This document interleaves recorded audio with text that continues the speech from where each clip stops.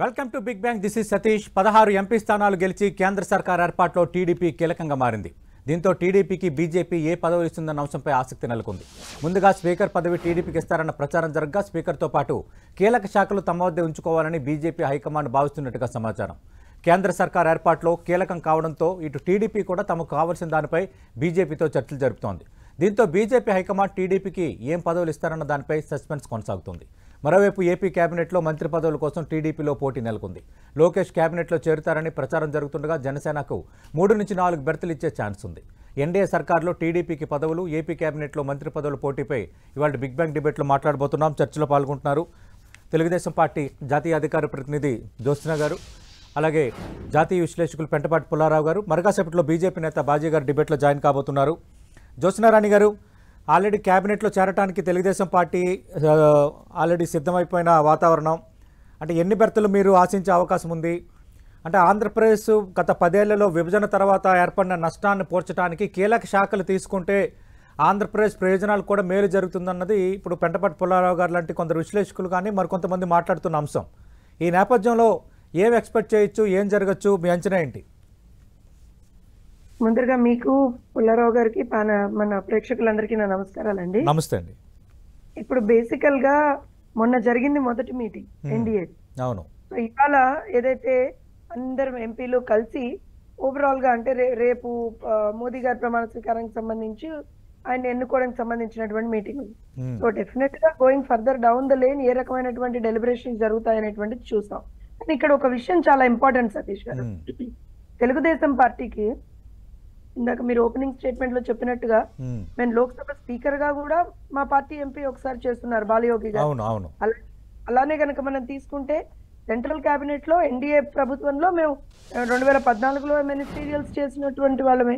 So ఖచ్చితంగా ఇదైనా అదైనా ఏదైనా కూడా కొత్త అంశం కాదు తెలుగుదేశం పార్టీ.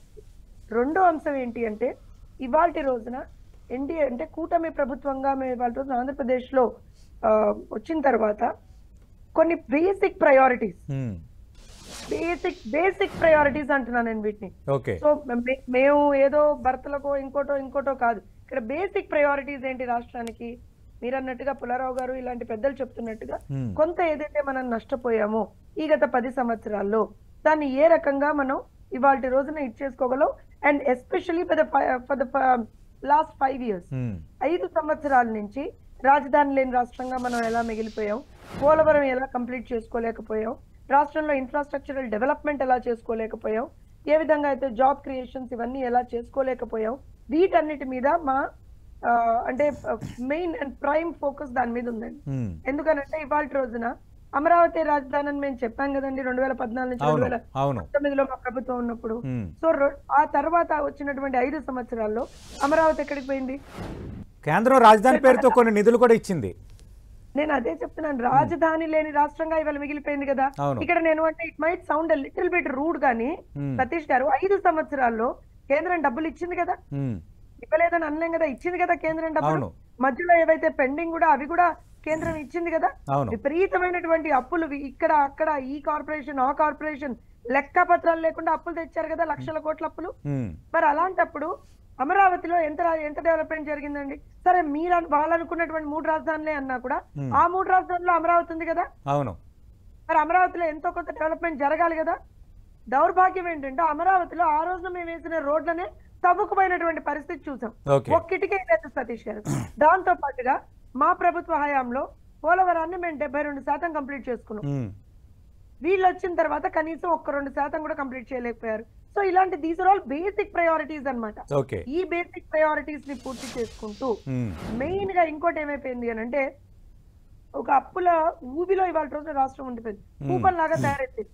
సో దాన్ని కూడా బయటికి తీసుకురావాల్సినటువంటి అవసరం ఉంది. జ్యోత్స్న గారు, మీరు అన్నట్టుగా ఇది చాలా కీలకమైనది. ఇప్పుడు మీకు ఆంధ్రప్రదేశ్ కు కావాల్సింది ఫస్ట్ ఆర్థికమైన స్వావలంబన కావాలి, దానికి సంబంధించి ఒక రిలాక్సేషన్ కావాలి.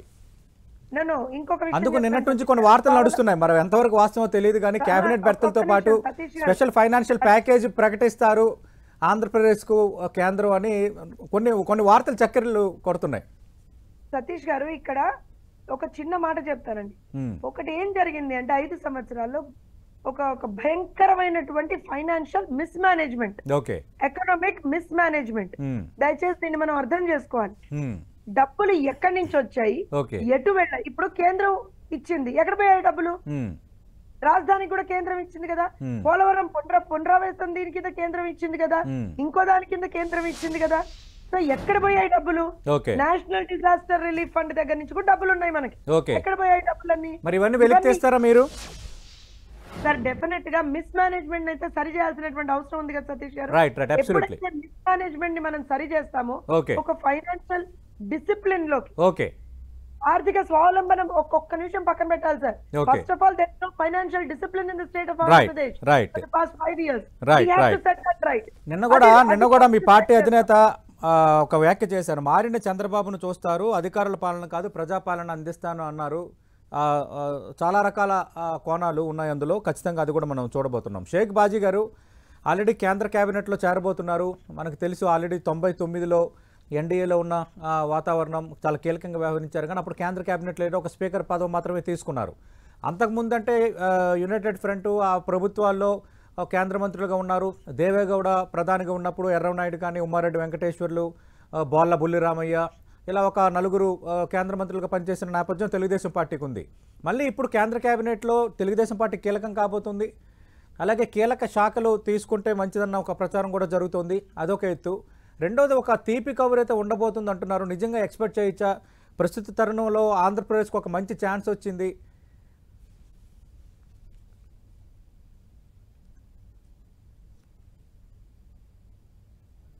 బాజీ గారు. హలో, పుల్లారావు గారికి నమస్కారాలు, జ్యోత్స్న గారికి గుడ్ మార్నింగ్ తెలియజేస్తూ చూస్తున్న వ్యూయర్స్ కూడా మీ ద్వారా నమస్కారాలు తెలియజేస్తాను. నమస్తే అండి సార్. ఒకటి,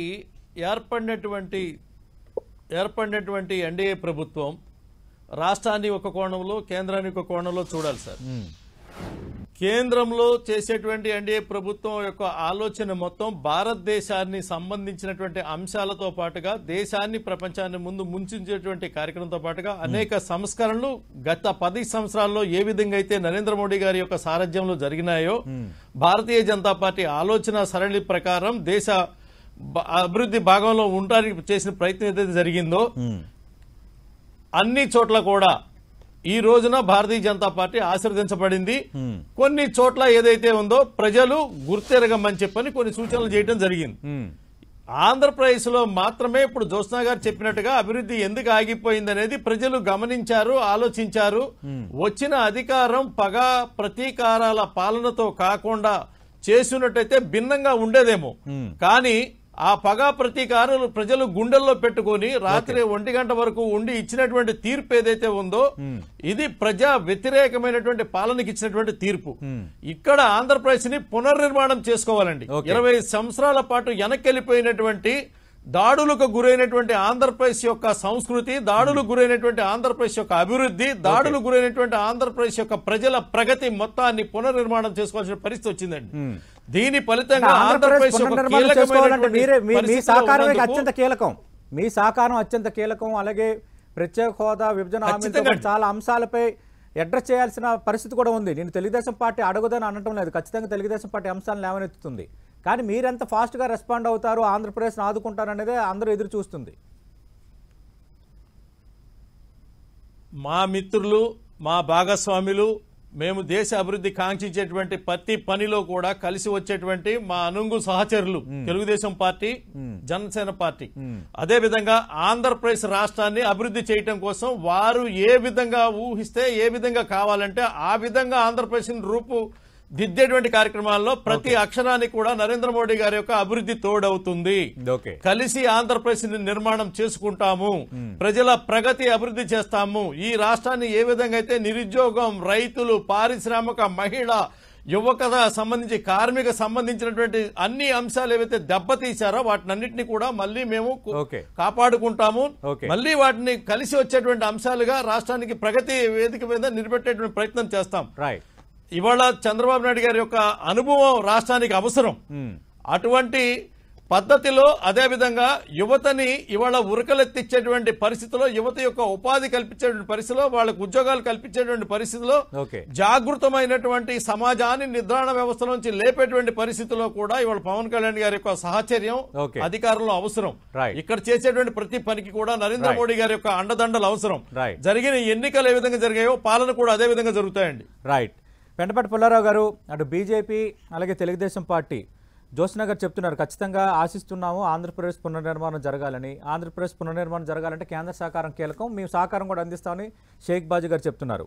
అంటే ఇక్కడ క్యాబినెట్లో చేరిన నేపథ్యంలో తీసుకునే శాఖలు కొన్ని రాష్ట్ర ప్రయోజనాలకు ముడిపడి ఉంటాయన్నది కొంత చర్చ. ఎందుకంటే గతంలో మనం చూసాం, బీహారు, అటువైపు పశ్చిమ బెంగాల్, ఆ ప్రాంతాల నుంచి ఎన్నికైన ఎంపీలు ఎక్కువగా రైల్వే శాఖ తీసుకునేవాళ్ళు, కొంత రైల్వేల అభివృద్ధి చేసుకోవడానికి. అలాగే కొందరికి ప్రియారిటీస్, ఇప్పుడు ధర్మేంద్ర ప్రధాన్ ఆ శాఖ తీసుకోవడానికి ఒడిశాలో ఉన్న బొగ్గు గనులు వాటికి కూడా కొంత లింక్ ఉంది. ఇలాంటి కొన్ని ప్రియారిటీస్ ఉంటాయి.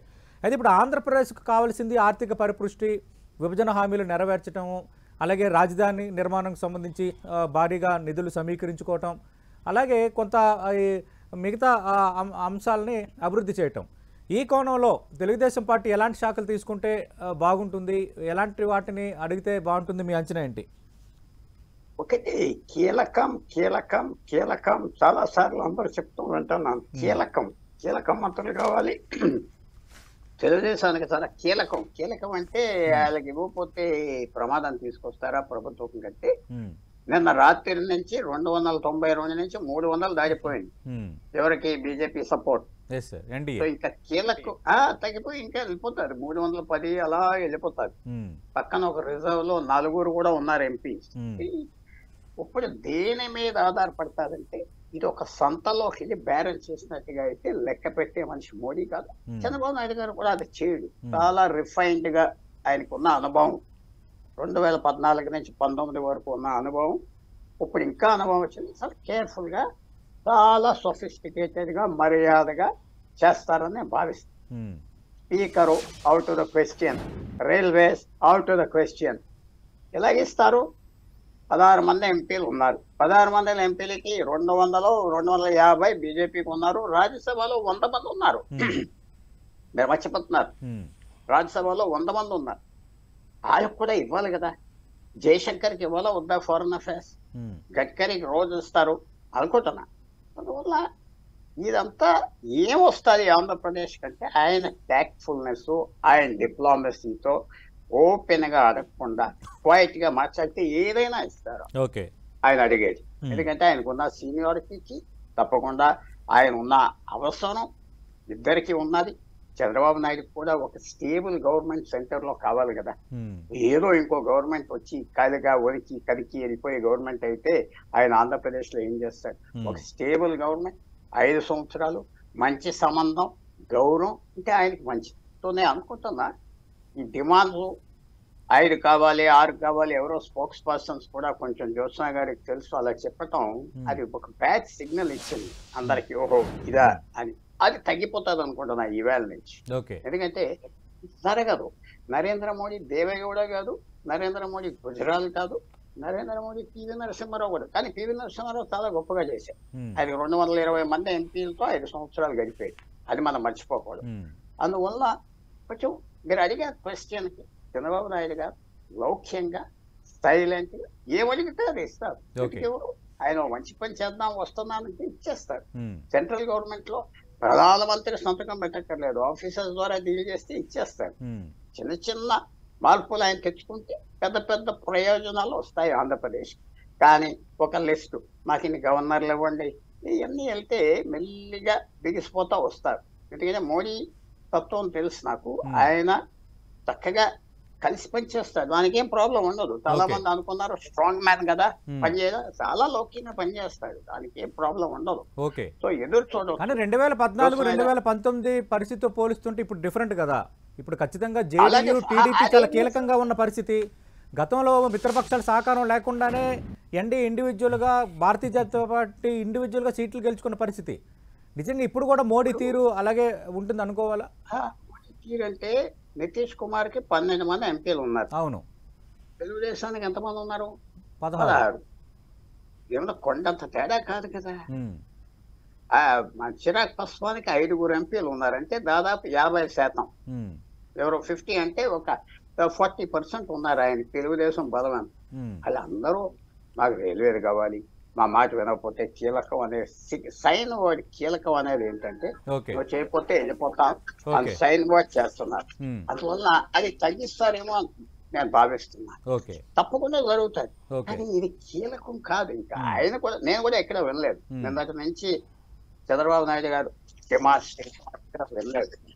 వాళ్ళ స్పోక్స్ పర్సన్స్ లేకపోతే నాయకులు వాళ్ళు వచ్చేసారు. కానీ తర్వాత చంద్రబాబు నాయుడు గారు కూడా ఏమన్నాడు, వాజ్పేయి గవర్నమెంట్ లో 1999 నుంచి 2004 వరకు మీకు తెలిసే ఉంటది కదా, స్పీకర్ చాలు ఇంకెవరో మంత్రులు అక్కర్లేదు, చేసే పని ఏంటి అన్నాడు. అది అన్నాడు. ఎందుకంటే ఆయన మేనేజ్ చేసుకున్నాడు. ఆయన ఢిల్లీ వచ్చేవాడు, ఆయన మంత్రులు కలిసేవాడు. అప్పుడు కూడా పొజిషన్ వేరు. అప్పుడు వాజ్పేయికి 198, 190, ఇది వేరే మనిషి 10 సంవత్సరాలు ప్రధానమంత్రి చేసి కూర్చున్నాడు. But Modi is very adjustable. అది చెప్తున్నా, చాలా అడ్జస్టబుల్ మనిషి.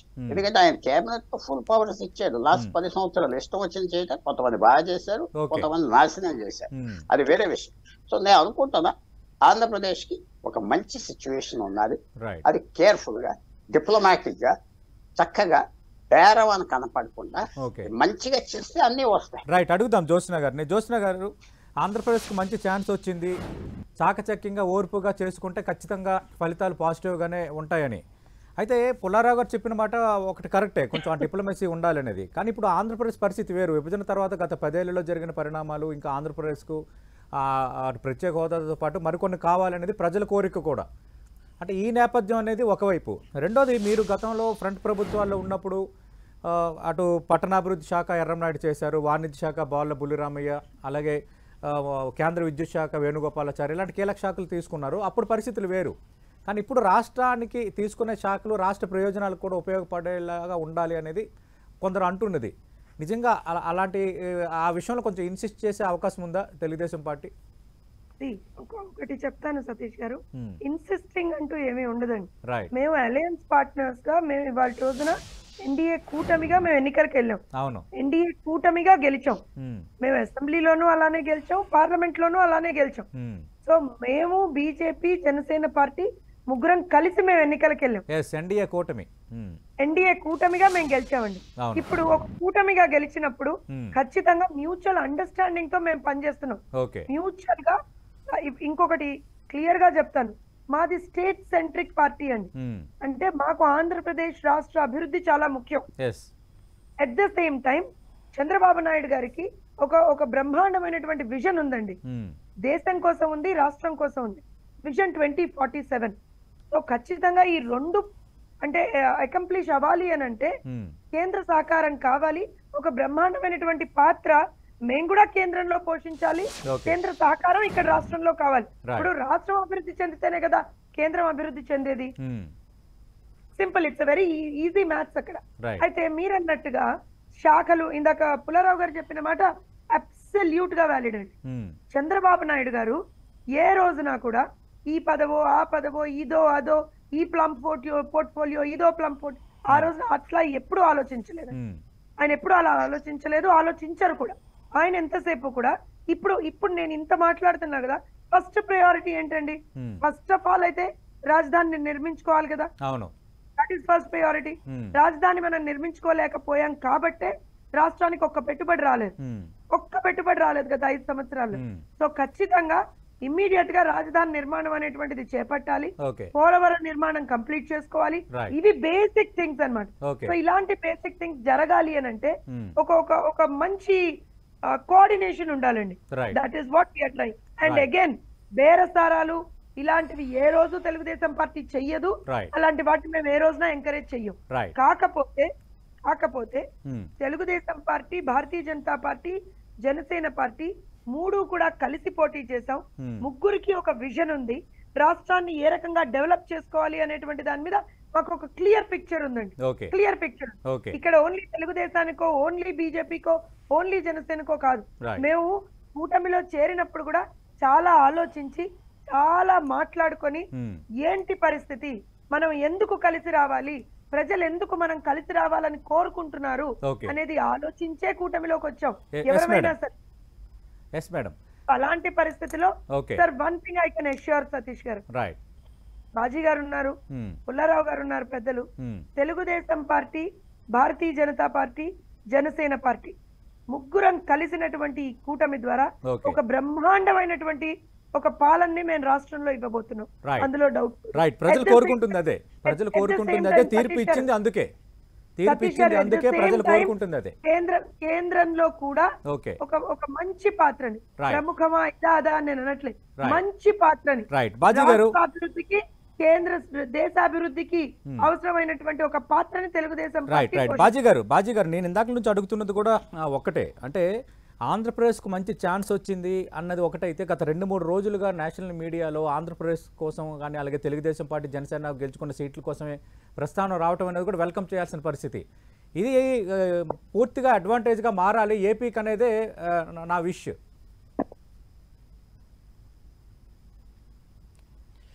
ఖచ్చితంగా మారుతుంది సతీష్ గారు.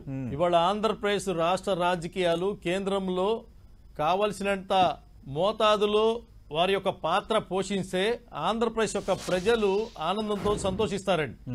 అదేవిధంగా ఇక్కడి నుంచి మేధావుల్ని పార్లమెంట్కి పంపించి పార్లమెంట్లో ఏదైతే ముఖ్య ప్రాముఖ్యత ఉన్నటువంటి స్థానాల్లో కూర్చోవడానికి కావాల్సినటువంటి ప్రయత్నం చేసి రావాల్సినటువంటి చక్కగా అభివృద్ధి కావాల్సినటువంటి దారులు ఏర్పరచుకొని ఆంధ్రప్రదేశ్ అభివృద్ధి చేసేటువంటి ప్రక్రియలో పోతే ప్రజలు ఆశీర్వదిస్తారండి.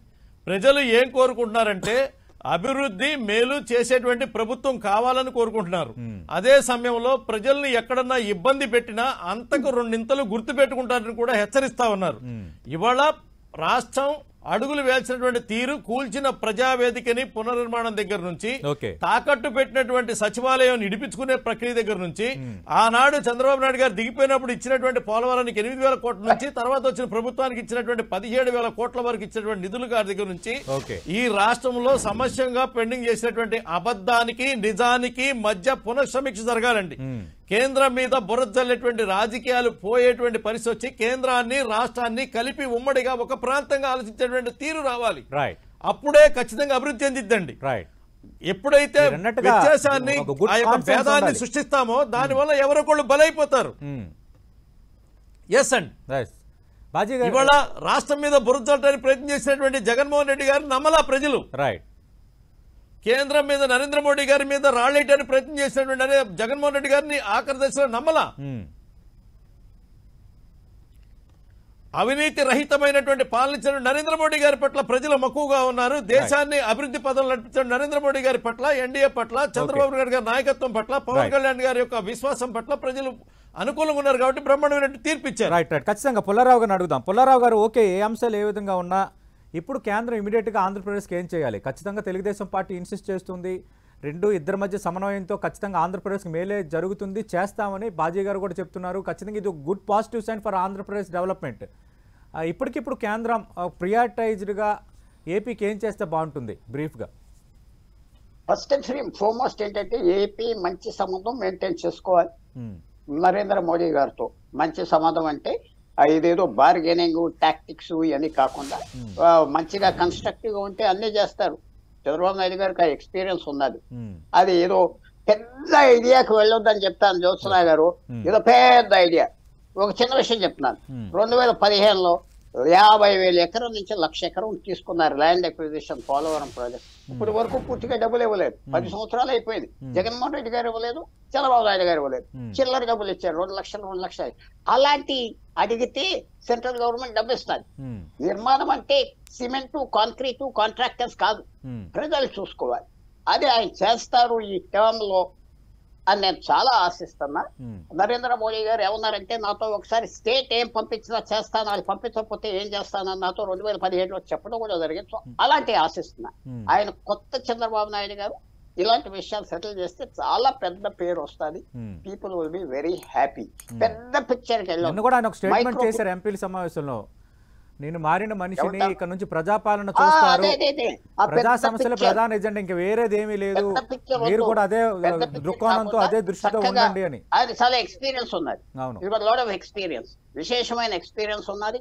Nobody has this experience. ఈ మైక్రో, లోకల్, చక్కటి ఇష్యూ సెటిల్ చేస్తారు సెంట్రల్ గవర్నమెంట్. Right. చేస్తే చాలా విశేషమైన మార్పు మాత్రం ఆంధ్రప్రదేశ్కి ఆయన తీసుకొస్తారు. రైట్. థ్యాంక్ యూ పుల్లారావు గారు, థ్యాంక్ యూ జ్యోత్స్న గారు, థ్యాంక్ యూ షేక్ బాజీ గారు. ఆంధ్రప్రదేశ్ సంబంధించి ఖచ్చితంగా మేలు జరిగేలాగే అటు కూటమి నిర్ణయాలు ఉంటాయని అటు టీడీపీ బీజేపీ ఇద్దరు చెప్తున్నారు. శాఖలకు సంబంధించి ఖచ్చితంగా టాక్ట్ఫుల్గా వ్యవహరిస్తే ఆంధ్రప్రదేశ్ జరగాల్సిన మేలుతో పాటు కీలక శాఖలు కూడా దక్కే అవకాశం ఉందంటున్నారు. అయితే ఇక్కడ మరో అంశాన్ని కూడా ప్రస్తావిస్తున్నారు. 1999 to 2004 ఆంధ్రప్రదేశ్కి చాలా మేలు జరిగింది. అప్పుడు కేవలం స్పీకర్ పదవి మాత్రమే టీడీపీ తీసుకుంది. పదవుల కంటే ఆంధ్రప్రదేశ్ జరగాల్సిన మేలు పైన చంద్రబాబు నాయుడు ఎక్కువగా ఫోకస్ పెడతారన్న అంశం కూడా ఉంది. అది కూడా గుర్తెరగాలని చెప్తున్నారు. ఇక్కడ నుంచి మారిన చంద్రబాబును చూస్తారంటూ నిన్న ఎంపీల సమావేశంలో చంద్రబాబు నాయుడు వ్యాఖ్యలు చేసిన నేపథ్యంలో ఈసారి ఖచ్చితంగా ఇక్కడ కూటమి రావటం, అక్కడ కూటమి రావటం, అలాగే ఎన్డీఏకి సంబంధించి ఎన్డీఏ మనుగడకు సంబంధించి తెలుగుదేశం పార్టీ 16 ప్లస్ జనసేన 18 ఎంపీలు కీలకం కావడంతో ఆంధ్రప్రదేశ్ భవిష్యత్తుకు మరింత బంగారు బాట పడబోతోంది. పడాలని మనం అందరం కూడా ఆశిద్దాం. ఇది వాటి బిగ్ బ్యాంగ్ డిబేట్.